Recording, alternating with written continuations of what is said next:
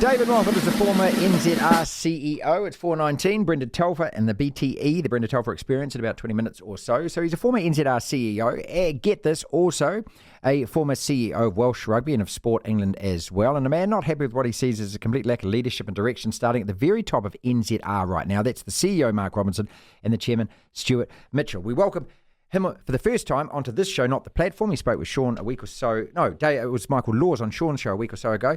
David, how are you, mate? Yeah, I'm good, mate, and I'm enjoying the platform now that I discovered it because you put me onto it, and yeah, it's good. I think more and more people should listen to you. All right, so and just from a technical point of view, being a man of elderly bent like myself, downloading an app wasn't too difficult? Oh, it was pretty simple, to be perfectly honest with you. You know, even for me. Go on. All right, well, let's talk then about the lack of leadership that's going on at New Zealand Rugby. When an organisation is in trouble, and the shop window of New Zealand Rugby is the All Blacks, obviously, can you trace it back to the very top? Is that a fair thing to do? Everything goes back to the top. It doesn't matter what it is. And there's no point in a chief executive hiding behind the board, for example, saying, oh, well, the board made that decision, the board made the other decision, because quite often the board will take advice from the chief executive and the other staff and make their decisions on an overall basis in terms of strategy and policy, that sort of thing. But when it comes to actually the running of an organisation, then it's entirely, everything goes back to the chief executive. Where's it going wrong in your mind at the moment? Well, I don't think the current chief executive, in my view, fully understands what it takes to run a multi-million-dollar sporting organisation, and I think that he shows a lack of judgment, and I think that's what's really concerning. And I mean, we can go through some specifics. Well, yeah, as you do. Look, I mean, when you say lack of judgment, give us some examples of that you think he fails at. Okay, well, when he was appointed, I wished him all the very best of luck. Not to his face, because he wouldn't take a phone call from me, even though he did work in the union when I was there as an intern. But that's okay. You know, and I said at the time that he was just about to appoint his first coach, and that more than anything else would define his role as the chief executive. So what's happened to that? The entire process of selecting the AB's coach was flawed. At the time, I said I didn't understand why they picked the selection panel that they did, and especially Graham Henry, because they wouldn't be accountable. You know, how can you hold Graham Henry accountable for what's happened? You can't. So you needed people in the room who were able to be held to account. And I think that, you know, as I said, it shouldn't have been outsourced, because it leads on to the shambolic handling since the fallout from the Irish tour. You know, they've sacked 2 assistant coaches. Mm. So they're telling New Zealand, these two assistant coaches, Brad Moore and John Plumtree, are totally responsible for the performance of the All Blacks. Yeah, and that's wrong. I mean, I agree with that, David. See, I mean, they're just finger-pointing those 2 guys in particular. To me, it's the same as actually what they did with Glenn Moore, which was disgraceful as well. I mean, he wasn't the reason that the Black Ferns failed last year in England and France. They failed because they were unfit. He might have pointed that out. I mean, again, but I thought that New Zealand Rugby failed him, but keep going, yeah. Yeah, so, you know, and there's been no real responsibility laid at the feet of the head coach, who has ultimate responsibility for the way in which the coaches perform, in my view. That's what would happen in the business world. So, you know, I think from that perspective, I think the whole thing has been shambolic, and we've seen that. So then, you mentioned it, the Black Ferns fiasco is yet another review. Confirmed the coach in his position, yeah. But a very short time later, they did a complete flip-flop, and he was no longer the coach. And I know for a fact that when there was an independent review, there was a lot of talk about the fact that there were some conflicts of interest around the review, of the Black Ferns and the like. So any board or any chief executive officer that had that brought to his attention should have done something about it immediately. So yeah, that hasn't. He didn't cover himself in glory in the way in that. And of course, that goes back to one thing I forgot to mention about the All Blacks coaching position. They did a review 6 months ago. They confirmed all of the coaches in their positions, and then they've seen things go backwards at an alarming rate since they did that. And so that they've now belatedly decided that they're going to blame those two coaches. Here's an interesting point, though, Martin. Okay.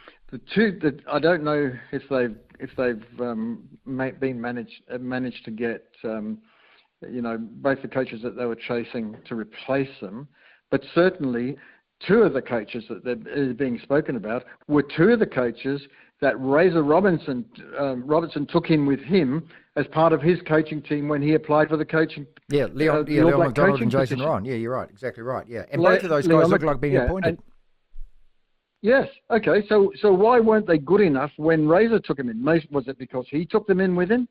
I mean, it's just... No, I think, David, to be fair, I think what happened when it came to the coaching thing is that, and I questioned at the time, not him as a person, but I questioned the presence of Sir Graham Henry on that panel, given the fact that I looked at all the other names and I thought being in a room, because of his experience, his World Cup winning and all of that kind of stuff, anything he said, would these other people challenge him on it? Hang on a second, I'm challenging Sir Ted. No, I won't do it. And I just thought that it wouldn't lead to the kind of robust discussions perhaps that would have been needed for that. And so I thought it was a rubber stamp job.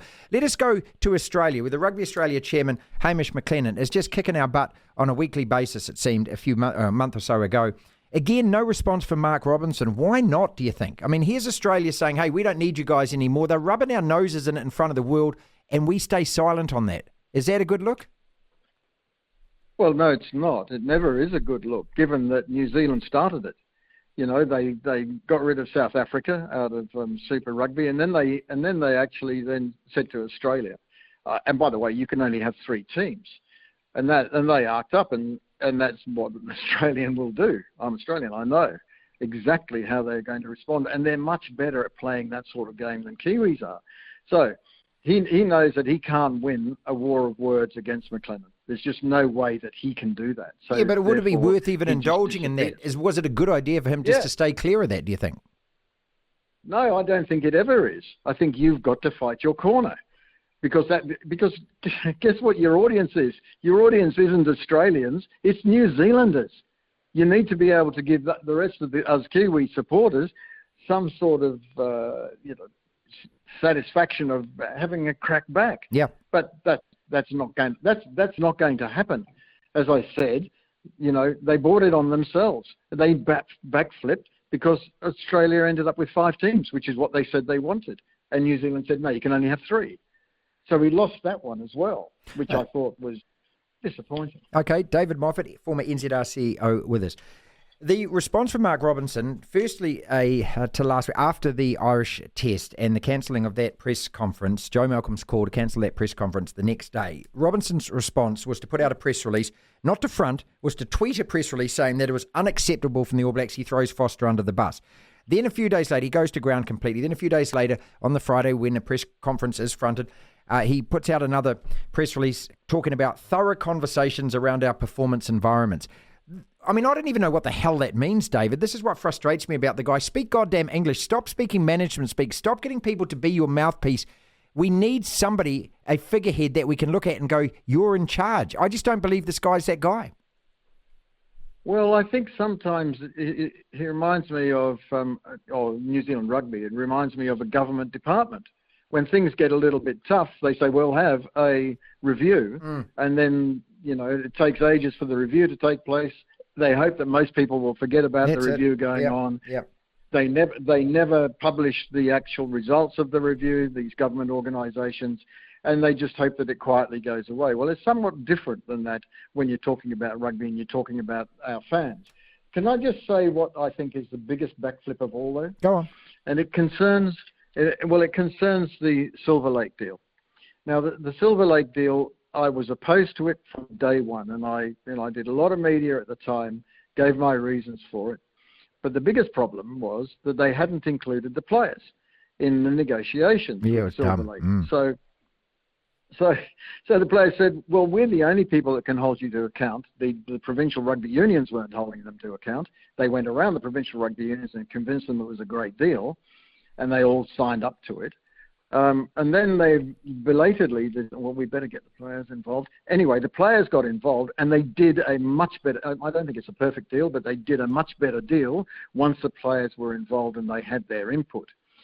And then the provincial rugby unions obviously learnt from that, and they said, right, we're not going to sign up to this until you do a further backflip and increase the amount of money that we're going to get. What sort of leadership is that? Yeah, it's none. When at every turn things get difficult, okay, well, I'll just do a backflip on that. So what, I'm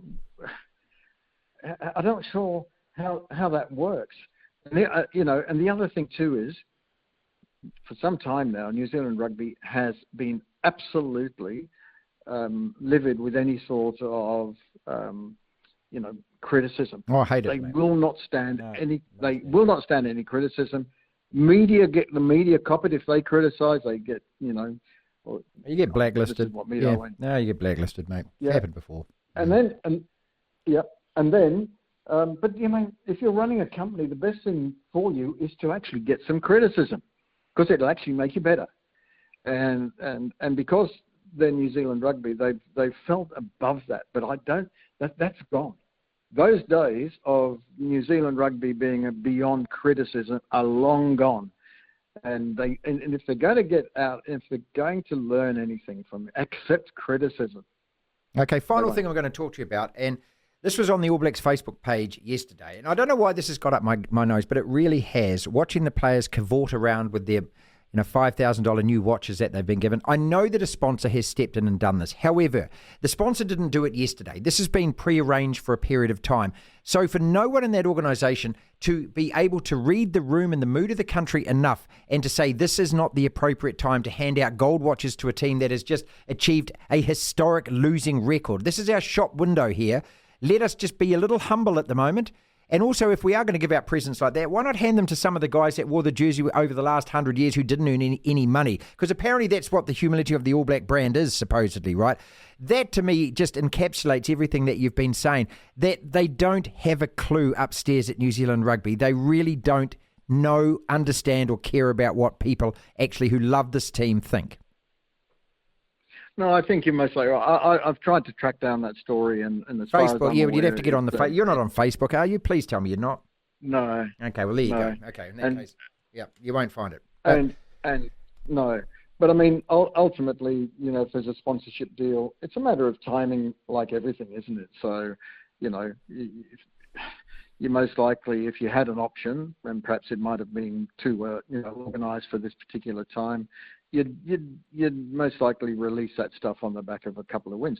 Now, the last thing I'd like to say is that I really hope that we go to South Africa and win. We have to win one game. Like every kid, we got it. Yeah, of course, mate. Like every All Black supporter, I want them to win every game. This isn't about, applauding when, the fact that they're losing. It's not about that. It's about saying, look, show some leadership, make some decisions, and stick with your decisions. You might be wrong, okay? And it's similar to what we had a little conversation about earlier on today. They've made a decision to keep Foster. That's it. They've made the decision. So let's all hope that it works and that the coaches that Razor wanted to take with him are actually able to make some sort of difference. Yeah. And that the players are also... But mate, it's not about just having some cheap shots. It's about actually saying, step up to the plate, recognise that being a chief executive of an organisation such as New Zealand Rugby, and particularly in this country, you've got obligations.